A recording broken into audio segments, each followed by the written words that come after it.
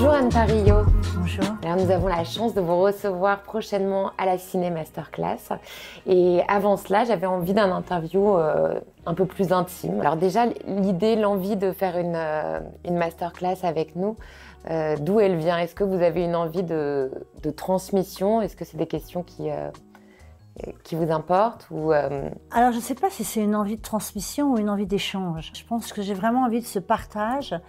C'est vraiment très émouvant pour moi de travailler avec des jeunes comédiens parce que pour moi, ce sont les témoins d'une génération auquel je n'appartiens évidemment plus.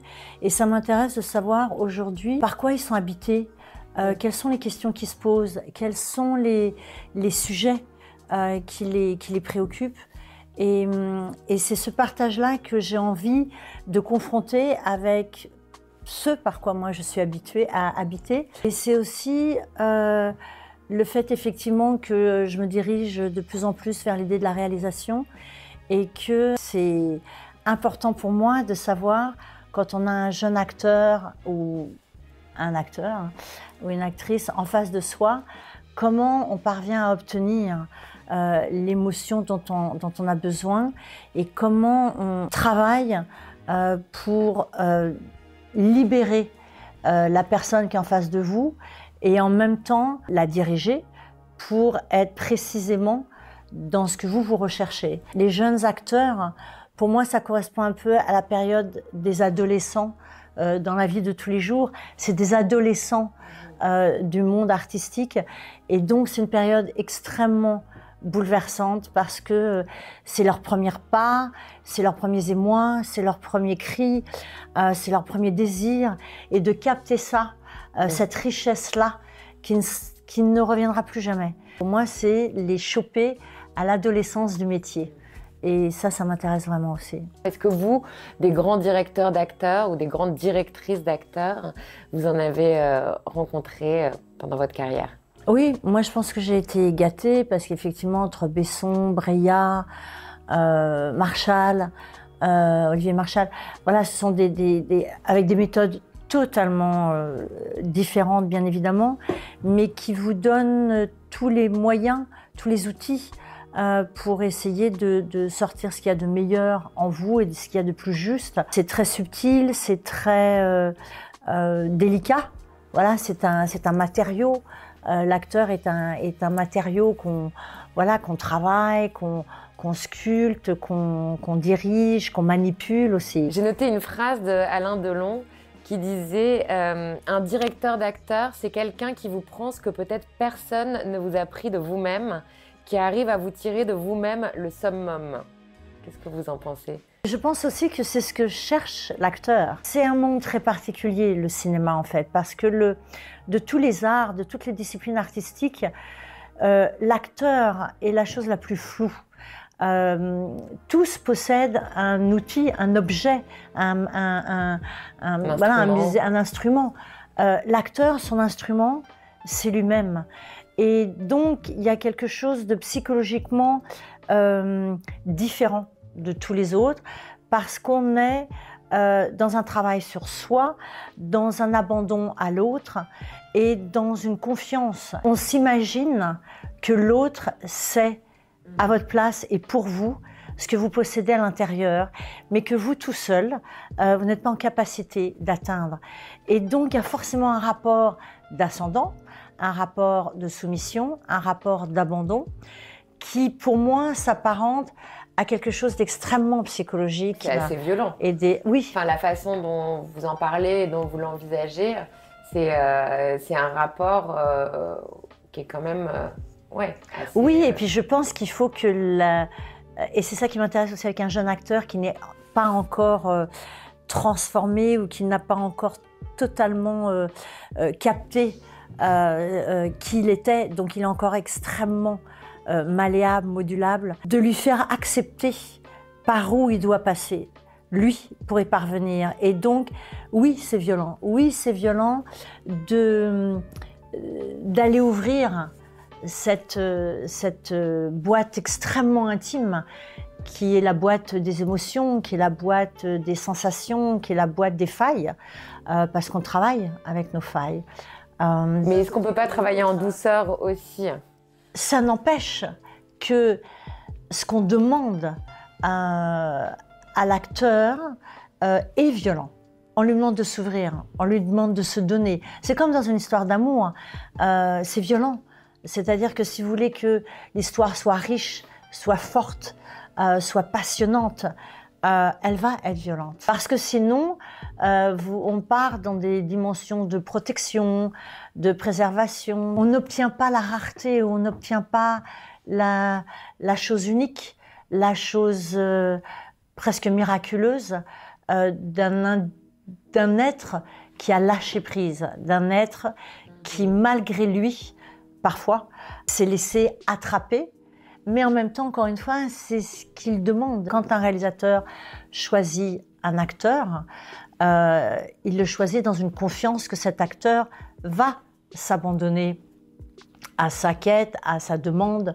Mais de la même façon, l'acteur fait confiance au réalisateur de l'amener à la justesse de lui-même. Pour moi, c'est une relation d'amour. Pour moi, c'est une relation aussi presque dans le rapport.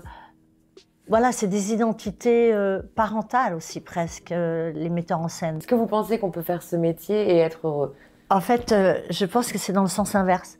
C'est-à-dire que je pense que on dit être un artiste rend malheureux. Et en fait, c'est le contraire. Je pense que c'est parce qu'il y a quelque chose d'une souffrance à l'origine qu'on trouve sur cette planète de la création, une compensation à cette souffrance et une catharsis. On peut trouver un mais c'est le contraire. Je pense dans que ce métier. Ce métier ne déséquilibre pas du tout. Il équilibre, mais il équilibre des gens qui sont dans le déséquilibre au départ, qui sont déséquilibrés. Et c'est pour ça qu'on a tendance à faire le raccourci de dire « Ah non, mais les artistes, ce métier-là, c'est des métiers qui déséquilibrent. » Non. Donc vous pensez que c'est un métier pour les déséquilibrer? Totalement. Totalement, vraiment. Okay. Mais qui peut soigner un déséquilibré, qui peut être une bonne thérapie. En tout cas, qui le soulage. Ouais. Ah oui, oui. Je ne sais pas si c'est une totale thérapie parce que une fois qu'il sera totalement soigné, est-ce qu'il aura toujours encore des choses à sortir de lui et à... Bien sûr, mais on travaille aussi avec ce qu'on a été quand on travaille... C'est notre matériel en fait. Cette souffrance fait partie du matériel. Et puis je pense aussi que à partir du moment où on se souhaite acteur et où on se dit acteur, où donc on va être une sorte de haut-parleur pour tous ceux qui ne peuvent pas s'exprimer. Et nous, on a cette mission de s'exprimer en tant qu'acteur à la place de ces gens-là. On doit donc être en capacité de pouvoir traduire toutes ces émotions, de pouvoir traduire toutes ces failles et ces difficultés humaines. Et que si on ne les possède pas en soi, ou si on ne les touche pas du bout du doigt, ou si on ne sait pas de quoi on parle, je me demande comment on peut parvenir à les traduire, à les exprimer et à parler au nom des autres. J'aimerais revenir un peu en arrière et que vous nous racontiez comment le cinéma est venu à vous, ou comment vous êtes allé à l'encontre du cinéma. Par hasard. Moi, je voulais être avocate, je le dis à chaque fois parce que c'est vraiment l'origine. Et qu'il y a des similitudes avec ce métier. Totalement. Dans le fait de défendre un personnage. Exactement, mais ça, je l'ai découvert qu'une fois que j'ai fait mon premier rôle. Mais c'est vrai que et je voulais être pénaliste, et être un pénaliste, c'est effectivement endosser une robe, être dans une cour face à un public et défendre un individu. Donc il y a toutes les caractéristiques à l'identique de défendre le personnage devant un public en mettant un costume et en défendant une cause, un être. Et le hasard a fait que j'ai fait mon premier film, qui était L'Hôtel de la Plage, et qu'à travers ce premier film, j'ai immédiatement réalisé qu'en fait, cette dimension artistique auquel je n'avais pas pu pensé parce que ma famille n'était pas du tout dans ce milieu-là. Donc, c'est pas forcément quelque chose qui est si accessible. Et que ce premier film, comment vous y êtes arrivé? Vous étiez en cours de théâtre et on vous a repéré? En fait, j'ai fait beaucoup de danse, surtout de la classique. Et évidemment, à l'adolescence, j'ai voulu cesser tout ce qui était imposé par ma mère. Et elle m'a dit, écoute, arrête la danse si tu ne la souhaites plus, mais fais autre chose d'artistique. Et en fait, elle a décidé pour moi et elle m'a dit, tu vas aller faire des cours de théâtre, puisque tu veux être avocate, ça te servira, l'élocution. Ça, c'était d'un côté. De l'autre, je passais des vacances à Belle-Île-en-Mer, où se tournait un film avec Jacques Weber. Et on était sur une plage, et sur cette plage, donc, il y avait le plateau de tournage. Et je vois de loin, effectivement, cette équipe qui essaye désespérément de faire rentrer un taureau dans une camionnette et qui n'y parvient pas. Et donc, je me suis évidemment approchée parce que ça me faisait rire et ça m'intéressait. Et c'est comme ça que j'ai connu toute cette équipe de tournage et Jacques Weber. Et j'ai suivi tout le film, en fait. Je me suis liée d'amitié avec Jacques, que je considère donc comme vraiment mon parrain originel, et qui m'a tout de suite dit « Tu seras actrice ». Et je lui ai dit « Ah non, je serai avocate ». Et il m'a dit « Non, non, tu verras, je le sens, je le sais, tu seras actrice ». Et il m'a dit d'ailleurs « Je vais demander au metteur en scène de te faire une petite scène pour que tu sentes ce que c'est, que le plaisir d'être face à une caméra et de jouer un personnage ». Et donc, ils m'ont écrit une toute petite scène où j'avais un chat dans les bras, je marchais le long d'une route, j'arrivais à la porte du vétérinaire, je sonnais et j'entrais. Juste ça.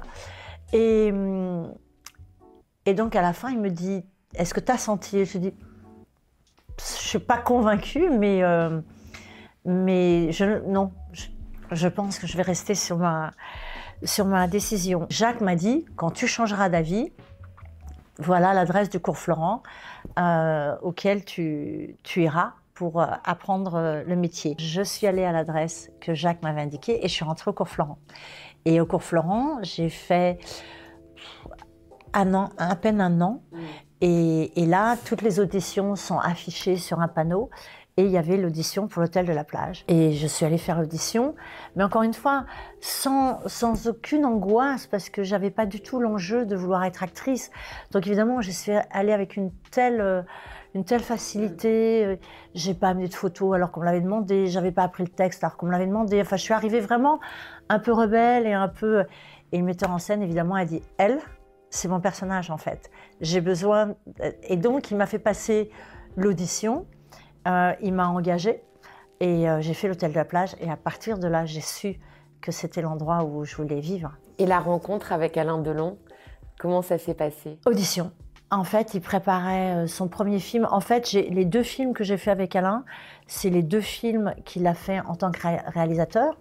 Ce qu'il n'avait jamais fait auparavant et ce qu'il n'a plus jamais fait après. Et je suis allée faire l'audition. Et Alain m'a dit... j'ai un problème, je te voudrais, mais tu es trop jeune. Parce que c'est effectivement pour faire ma partenaire et je ne peux pas être avec une enfant, quoi. Oui, parce que vous aviez 20 ans et lui 45 ans. Exact. Et en plus, je faisais beaucoup plus jeune que mes 20 ans. J'avais l'air d'en avoir 16 et il m'a dit on va essayer de te vieillir. Enfin, il a essayé de me transformer en femme, en fait. Et il y est plus ou moins parvenu, je pense. Et il m'a engagée. Et j'ai fait son premier film et puis j'ai fait aussi son deuxième. C'est une école très particulière, l'école Delon, parce que il applique ce qu'il est. On n'est pas dans la douceur totale non plus. De toute façon, moi, j'ai pas connu les metteurs en scène doux. Hein. Et Delon, en fait, c'est l'école de la perfection, c'est l'école de l'excellence, c'est l'école de la... Et donc, ce qu'il applique pour lui, il le demande à tous les gens qui l'entourent, que ce soit dans l'équipe technique ou dans l'équipe artistique. Et effectivement, ça a été une école pour moi exceptionnelle parce qu'elle ne m'a plus jamais lâchée, en fait. C'est-à-dire que j'ai passé... C'est ce qui vous convenait, en fait.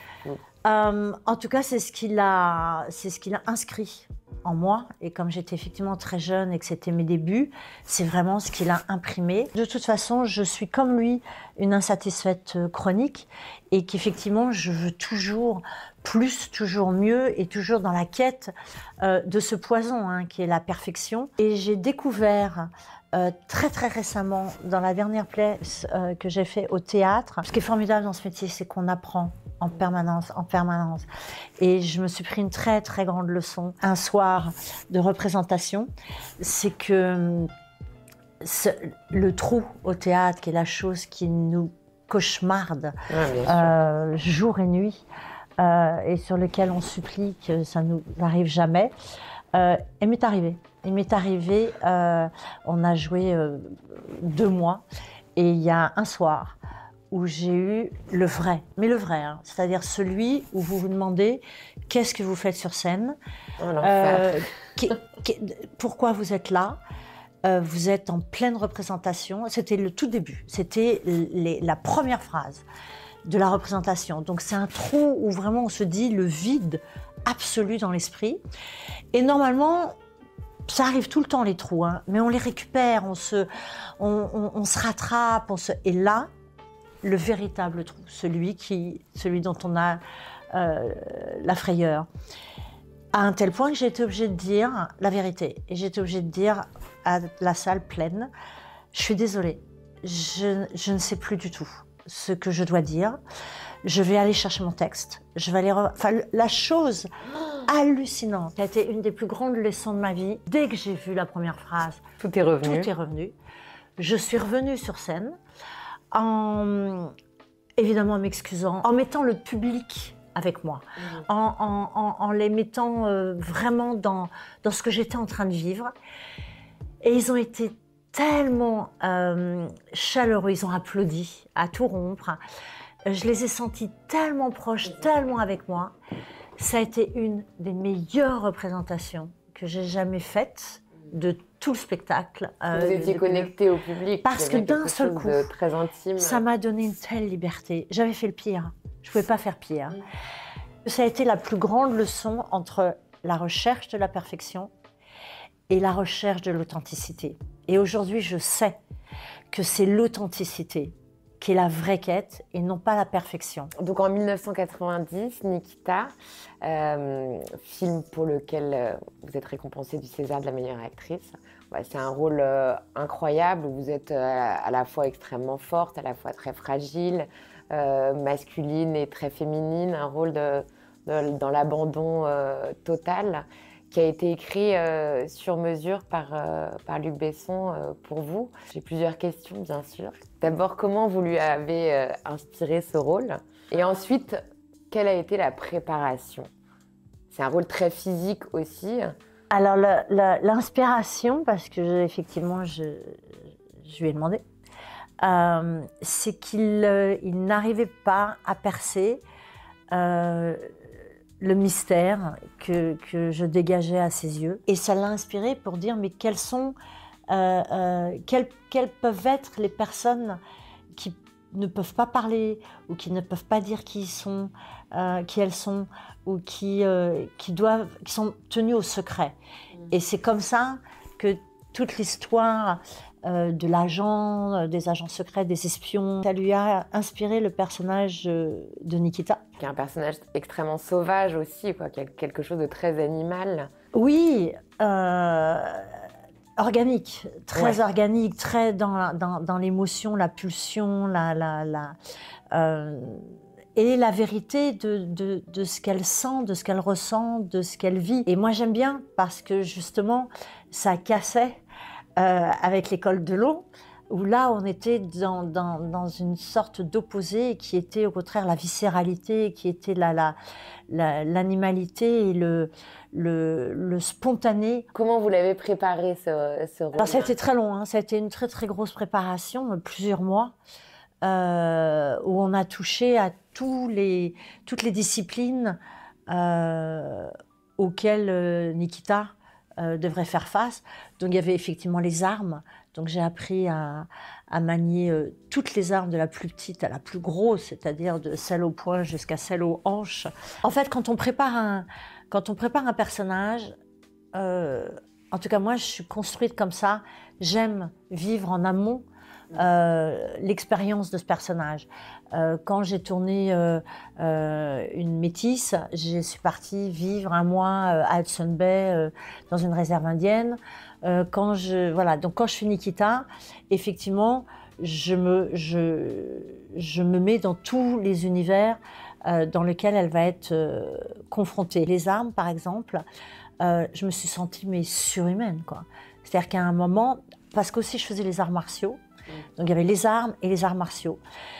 Et j'étais en capacité de sortir la nuit à 4 heures du matin, seule, et j'étais sûre et convaincue que quiconque pouvait m'agresser, mais je serais absolument en capacité. Donc c'est un rôle qui vous a changé vous-même aussi. Je serais incapable aujourd'hui, mais au moment où j'étais dans le bulle, vécu et dans la transe de cette préparation, vous devenez effectivement, vous vous injectez ce que le personnage va être. De la même façon, par exemple, que je suis restée un mois dans une usine désaffectée, toute seule, à l'époque avec 5 francs pour me nourrir. Pour préparer Nikita. Et donc j'étais dans une usine où il y avait simplement un gardien avec un chien au tout bout de l'usine, pour quand même que je sois protégée. Mais j'étais dans mon costume, le premier costume de Nikita dans le film, avec la perruque, avec tout, où j'avais pas le droit de me laver, pas le droit d'écouter de la musique, pas le droit de lire, pas le droit de me regarder dans une glace, pas le droit... Enfin, une clocharde, en fait. C'est Luc Besson qui vous a imposé ça? Oui. Mais avec mon total accord. Moi, comme je vous dis, moi, je suis totalement partisane de vivre ces expériences. D'abord parce qu'elle... Mais vous n'êtes pas sortie pendant un mois de cette usine? De l'usine. Mais j'étais dans une usine, je ne saurais même pas vous dire si elle était à Saint-Denis ou je ne sais pas où, elle n'était pas à Paris. Elle était dans un autre lieu. Et donc, j'ai vécu cette vie-là pendant un mois. Et vous l'avez vécu comment, ce mois? Mais d'une puissance incroyable, d'une richesse incroyable. C'est-à-dire que moi, j'adore les expériences humaines. Hein. Moi, je suis prête à toutes les expériences possibles. Je pense que c'est pour ça qu'actrice, ça me convient vraiment bien. Parce que je suis prête, mais à vivre n'importe quoi, en fait. Du moment que je vais y récupérer des émotions. Il venait vous apporter à manger? Je voyais personne. Donc, je m'étais familiarisée avec des petits restos, avec une dame qui m'a pris. Il y a des gens, quand ils ont vu le film après, ils ont dû dire « Waouh, en fait, c'était elle !» Il n'y avait pas de portable à l'époque, vous étiez déconnectée.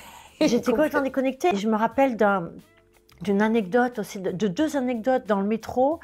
Il y a j'étais sur le quai d'un métro, dans mon costume, toujours pareil, et il y avait 3 clochards. Et moi, je les repère, les clochards. Et je passe devant les clochards et j'entends « Oh là là là là là là, mais qu'est-ce qu'elle est laide et sale, celle-là !» Et là, comme je ne me voyais jamais, je n'avais pas de miroir, je n'avais pas le droit, ça m'a... Waouh, je me suis dit, mais...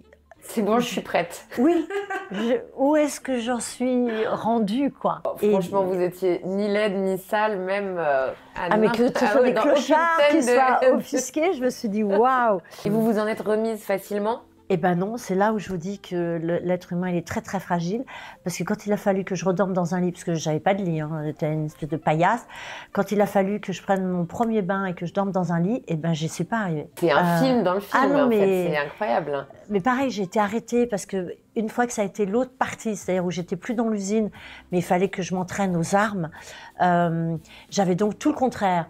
Un chauffeur qui m'accompagnait partout dans les cours où je devais aller. Je devais m'entraîner à démonter et monter une arme, les yeux bandés, le plus rapidement possible avec un minutage.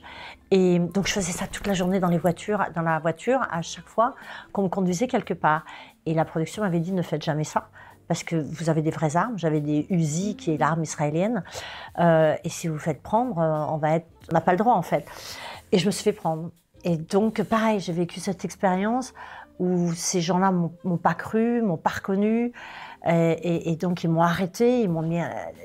J'ai senti ce que c'était que de se faire mettre le canon d'une arme avec des gens qui ne vous croient pas et que vous rigolez plus du tout. Donc c'était des mois de préparation, mais d'expérience humaine, qui ont beaucoup nourri et le personnage et moi-même. Et quand je pense à votre carrière et à l'impact de Nikita, je pense aussi à une actrice comme Sharon Stone, par exemple, dont on retient principalement Basic Instinct ou Casino, alors que vous, comme elle, vous avez quand même tourné dans de nombreux films. Est-ce que c'est quelque chose que vous avez pu mal vivre ou au contraire, pour vous, c'est une grande fierté? En fait, je pense que un film culte dans son parcours, c'est quand même, enfin, moi, oui, j'en suis fière. C'est un privilège incroyable et je suis heureuse de l'avoir. Après, c'est vrai que ça double tranchant parce que ça soit le public ou que ça soit les gens du métier, le rôle de Nikita était tellement complet, était tellement riche. Les autres peuvent sembler un peu fades après. Oui, et puis surtout, l'art, c'est vraiment l'inspiration. Et que un réalisateur peut se dire, quoi lui faire faire en fait aujourd'hui? Elle a fait un rôle où elle a tous les physiques différents. Elle a les cheveux longs, elle a les cheveux courts, elle est rousse, elle est brune.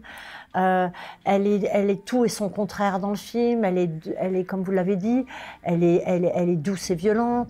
Elle est forte et fragile. Donc je pense que c'est à moi aussi d'inspirer ça, en me montrant sous différentes facettes et en provoquant le fait de créer cette inspiration. Aujourd'hui, moi, il y a un challenge qui m'excite terriblement, qui est un peu comme un champion olympique. C'est un titre, en fait.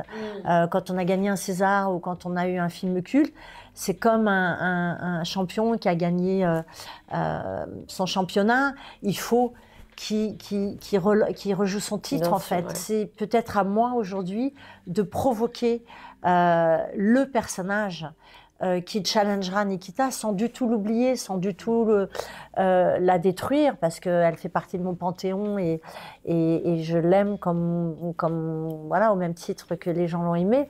Mais de dire, j'ai pas tout dit, j'ai pas tout fait, j'ai pas tout donné.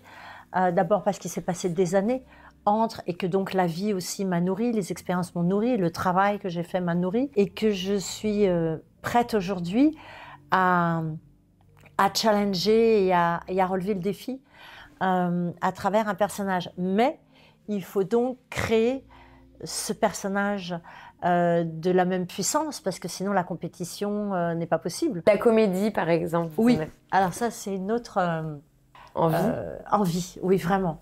La seule chose, c'est que je pense qu'on est mieux placé maintenant, mais pendant très très longtemps, les anglo-saxons étaient vraiment supérieurs dans la comédie. Là où le français était toujours un peu balourd, un peu lourdeau, un peu cliché, et que ça c'est en train d'évoluer et que on est en train maintenant d'arriver à pallier, à faire des comédies avec du fond, des comédies qui font passer des messages malgré tout sur l'humanité. Des cinéastes en France aujourd'hui dont vous appréciez particulièrement le travail, avec qui vous aimeriez collaborer? Audiard, évidemment. Bah oui. Ça n'a aucune originalité. Ou des films qui ont pu vous marquer récemment, enfin récemment ou pas. Oui, je trouve que c'est intéressant effectivement les nouvelles réalisatrices, que ce soit pour Substance, ou que ce soit pour Baby Girl, ou que ce soit pour...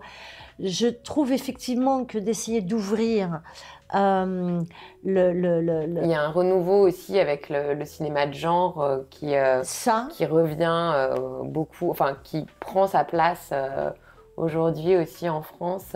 Et puis le fait de ne plus limiter les personnages féminins à des femmes de 30 ans ou de 35 ans, mais de dire il y a une richesse vraiment à aller chercher. Vous avez eu de la chance avec Nikita, mais c'est vrai qu'à l'époque, c'était quand même rare d'avoir des personnages féminins qui soient aussi riches et qui puissent développer autant de couleurs de jeu. Et c'est vrai qu'aujourd'hui, on commence quand même... Oui, absolument. Ça commence à progresser. Mais c'est vrai aussi que une femme de 45 ans, de 50 ans et voire plus,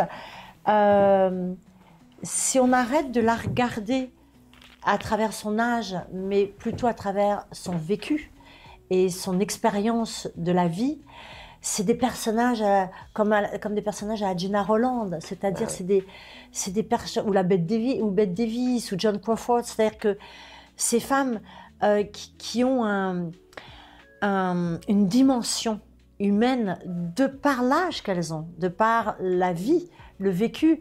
Et je trouve ça dommage de s'en priver. L'art doit être représentatif de tout ce qui existe en fait, et de le limiter à la vie d'une jeune femme, parce que finalement 35 ans, c'est jeune. Les personnes de 35 ans ne vous diront pas ça, mais moi, à l'âge que j'ai, je sais que 35 ans, c'est jeune, et que on est en plein dans l'apprentissage du parcours de vie, et que c'est intéressant qu'elles existent, bien évidemment, mais que c'est intéressant d'aller voir ce qui habite les femmes qui ont avancé dans l'âge et qui continuent à être totalement inscrites dans la vie, et qui ont vraiment des choses à dire et des choses à partager. Et je revenais juste, Nikita, c'est aussi un film qui a fait décoller votre carrière à l'international, puisqu'après vous avez tourné aux États-Unis, notamment dans L'homme au masque de fer, notamment avec Leonardo DiCaprio, John Malkovich et d'autres. Est-ce que pour vous, c'était juste une opportunité ou c'était vraiment un objectif et une envie très forte d'aller tourner à Hollywood? Et qu'est-ce que vous retenez de cette expérience hollywoodienne? Alors non, c'était pas un objectif. Les choses se sont organisées de cette manière, parce qu'en fait, la difficulté de l'après Nikita aussi, c'est les propositions à l'identique de ce que vous venez de faire. Ouais, et donc, forcément, d'être réduite à ça, et surtout d'être cadrée par rapport à ça. Et donc, de vouloir... Ça, c'était mon objectif, c'était de m'en échapper très, très rapidement pour qu'on ne puisse pas me catégoriser. Et que l'international m'a offert cette possibilité-là, là où la France allait m'ancrer dans quelque chose d'analogue. Même si le fond, la base de ce qui nous est demandé, du travail que l'on doit effectuer, pour moi, et que ce soit l'Israël où j'ai travaillé, l'Italie, l'Amérique ou la France, c'est à l'identique. Moi, ce qu'on me demande, c'est de sortir des émotions de mon corps. Et ça, où qu'on me place sur la terre, c'est le même processus. Et c'est vrai qu'en Amérique, l'énorme différence, c'est que là où en France, le réalisateur est vraiment le chef d'orchestre, est vraiment le maître absolu, en Amérique, c'est l'acteur. Parce qu'ils estiment que c'est lui qui est le médiateur de l'émotion, le médiateur du message, le médiateur, voilà, le crayon du réalisateur. Donc, tout est fait pour son confort. C'est plutôt agréable. Alors, c'est trop confortable pour vous. Non, non, non, c'est assez incroyable, parce qu'effectivement, l'acteur est roi, et on lui retire toute aspérité extérieure, j'entends. En revanche, ça signifie que ce qu'on va vous demander au niveau de la performance, on vous demande quelque chose d'exceptionnel, parce que y a une exigence tout incroyable. vous est donné pour ça. Et qu'à partir du moment où tout a été calculé, étudié pour ce résultat-là, si vous ne répondez pas présent à cet endroit-là et à ce niveau-là, là, il y a problème. On sait que le français, c'est quand même un grand plaintif, et que ça ne va jamais. Voilà, c'est dans sa nature. Il faut qu'il bougonne, il faut qu'il râle, il faut qu'il... Là où en Amérique, tout le monde est content de faire ce qu'il fait.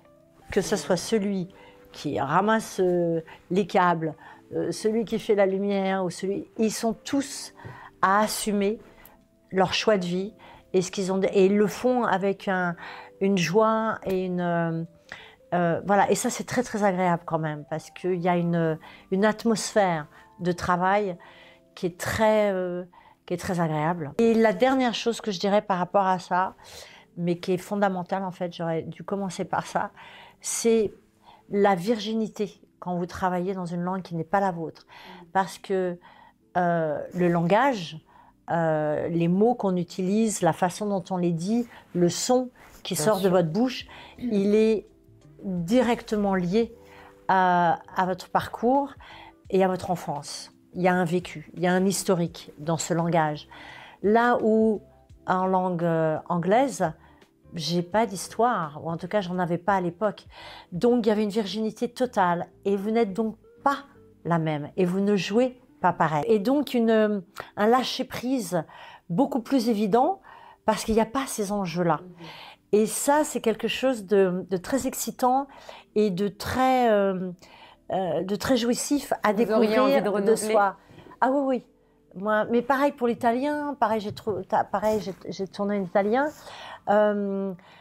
Tourner dans une autre langue que sa langue originelle, il y a quelque chose d'une liberté qu'on ne retrouve pas, qu'on cherche en tout cas à retrouver dans sa propre langue, mais qui est beaucoup plus difficile d'accès que dans cette virginité de la langue qui ne vous appartient pas. Qu'est-ce qui a déclenché l'écriture chez vous, donc votre livre Les Abusés, que vous avez envie d'adapter au cinéma, qui serait donc votre première réalisation. Qu'est-ce qui a déclenché l'écriture et est-ce que vous avez pensé cinéma en même temps que vous écriviez? Alors, il y a encore une fois un concours de circonstances qui est arrivé malgré moi, et puis il y a aussi ce que moi j'ai entrepris. Le concours de circonstances, c'est que je ne pensais pas que j'écrirais un jour. C'est vrai que jusque-là, j'ai quand même passé mon temps à toujours écrire sur des bouts de papier, des feuilles volantes, peu importe, tout ce que je pouvais ressentir face à une situation. C'était comme une pulsion naturelle chez moi. Ce que je sens doit être écrit. Mais je pensais que c'était pour moi, pour le cristalliser, pour laisser une trace. En revanche, j'avais toujours imaginé que je réaliserais un jour. Et au cours d'un déjeuner où j'ai rencontré un éditeur, cet éditeur me pose la question en me disant « C'est quoi vos projets? Qu'est-ce que vous avez envie de faire aujourd'hui ?» Et je lui dis « Je ne sais pas, en fait, je m'ennuie un peu dans le cinéma parce qu'effectivement, j'ai été gâtée avec des metteurs en scène forts, des rôles tout aussi puissants. Et dans les propositions que je peux avoir, il me manque cette force-là. Et je ne sais pas, je me pose des questions. Mais il me dit, mais vous n'avez pas une histoire? C'est une question tellement étrange, comme si je vous dis, vous n'avez pas une histoire, Priscilla? Et je dis, ben si j'ai une histoire. Il me dit, racontez-la. Je lui raconte une histoire. Et il me dit, je vous signe demain. Et je lui dis, mais ça ne fait pas de moi un auteur, ça fait de moi quelqu'un qui vous a raconté une histoire, évidemment. Donc je suis partie écrire mes 4-5 scènes, et comme une écolière, je suis revenue avec mon cahier, et je lui ai fait lire. Et il m'a dit, vous avez une écriture, vous avez une plume, donc maintenant vous partez écrire toute seule, et voilà, dans une centaine de pages, vous me faites lire. C'est évident que donc mon objectif était évidemment la réalisation. Et je me suis dit, ben voilà, je vais écrire la Bible du film que je veux réaliser. Et finalement, ça a été une révélation. Et j'ai tellement aimé écrire que je n'ai pas oublié que j'avais la réalisation comme objectif, mais je l'ai vraiment mis de côté pour totalement me consacrer au roman et au plaisir. Et à la souffrance de l'écriture, hein. C'est pas que du plaisir, mais en tout cas à cette émotion-là. Et j'ai mis 6 ans. Donc évidemment, la réalisation s'est éloignée de plus en plus, et elle est revenue que récemment. Génial, on a hâte de voir ça. Donc en 2002, vous incarnez Jeanne dans le film Sexist Comedy de Catherine Breillat. Donc Jeanne, en quelque sorte un autoportrait de Catherine Breillat, mais qui est un personnage quand même assez tyrannique et qui entretient il y a des méthodes assez douteuses, on va dire, avec ces acteurs et ces actrices, puisque ça se passe sur le tournage d'un film. Est-ce qu'aujourd'hui, en 2024, quel est votre regard par rapport au film et est-ce qu'il a changé par rapport à avant? Oui, Catherine, c'est encore une fois, c'est encore une autre école. Et en plus, c'était particulier parce que c'est tout à fait antinomique de demander à une actrice d'incarner le personnage d'une réalisatrice. C'est l'opposé, en fait. Donc, il y a une traversée du miroir qui est un peu particulière, surtout quand le personnage est devant vous et vous dirige. Puisque c'est. Ça devait être totalement. Il y a quelque chose de très schizophrénique, et en même temps très labyrinthique et très. Donc, mais en même temps très puissant et en même temps très riche. Moi, j'ai adoré faire ce film. Mais du coup, Catherine voulait absolument se retrouver dans ce personnage, puisque c'était elle. C'est assez courageux en même temps de la part de Catherine de décider d'avoir cette objectivité par rapport à sa perversité et sa tyrannie, je suis d'accord. Et de la mettre en scène et de l'assumer à ce point. Et ce qui était intéressant pour moi en tant qu'actrice, c'est que puisque c'est une réalisatrice, toute l'image doit être inexistante. Une réale ne se préoccupe absolument pas de son image, elle se préoccupe de l'image de son actrice. Donc effectivement, pour rendre cette crédibilité-là, elle m'a demandé de ne pas être maquillée, de ne pas être coiffée, de ne pas être filtrée, et d'être absolument telle qu'elle. À la limite, sortir du lit, ce qu'elle a fait, parce que ce qu'elle montre dans le film est une partie, mais ce que moi, elle m'a fait vivre en est une autre.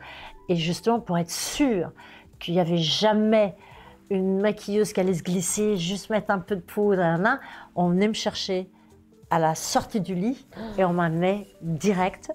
À un tel point aussi qu'avant d'entrer sur le plateau, elle prenait la salive de sa bouche et elle me faisait ça sur les cils pour pas que j'ai les cils comme ça, mais que j'ai un peu les cils comme les vaches, espèce de trucs comme ça.